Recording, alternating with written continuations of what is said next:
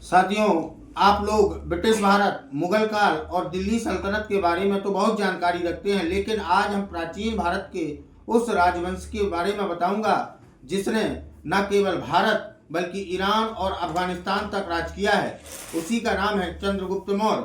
चंद्रगुप्त मौर्य मौर्य वंश का संस्थापक था, जिसे यूनानी सेंड्रोकोर्स और एंड्रोकोर्स के नाम से जानते थे, तथा यही पहला राजा था जिसने विदेशी दासता के जुआ को समाप्त करके संप्रभुता या देसी संप्रभुता को स्थापित किया था। कहा जाता है इसके बाद बिंदुसार राजा हुआ है, जो अमित्रघात शत्रुओं के विनाशक के रूप में जाना जाता है। बिंदुसार इतिहास का पहला राजा है जो सिजेरियन बेबी था, क्योंकि इसको ऑपरेशन पद्धति के द्वारा उत्पन्न किया गया था।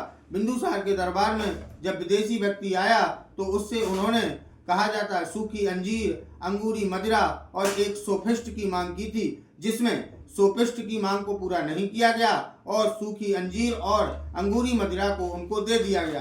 तो साथ में इसी वंश का राजा सम्राट अशोक हुआ है, जिसके अभिलेखों में उसे देवा नाम प्रियदर्शी के नाम से जाना जाता है। सम्राट अशोक जहां प्रारंभ में हिंदू धर्म के शैव धर्म को मानता था, लेकिन एक पत्नी से प्रभावित और अपने भतीजे निग्रंथ से प्रभावित होकर उसने बौद्ध धर्म को स्वीकार किया, लेकिन वो अन्य धर्मों को भी प्रश्रय देता था, क्योंकि इसने बराबर की पहाड़ियों और नागार्जुन पहाड़ियों के पास में ही आजीवक संप्रदायों के लिए सुदामा गुफा, कर्ण चौपर गुफा, लोमस गुफा और विश्वकर्मा गुफा का निर्माण करवाया था। तो साथ में इसी वंश का अगला राजा कुणाद हुआ, संप्रति हुआ और दशरथ हुआ। दशरथ ने भी कई गुफाओं का निर्माण किया, जिसमें कहा जाता है गोपी, बर्थिका, बतिका नाम से, और अंतिम राजा बृहदर्थ हुआ है, जिसका कत्ल करके शुंग वंश के राजा पुष्यमित्र शुंग ने शुंग वंश को स्थापित किया।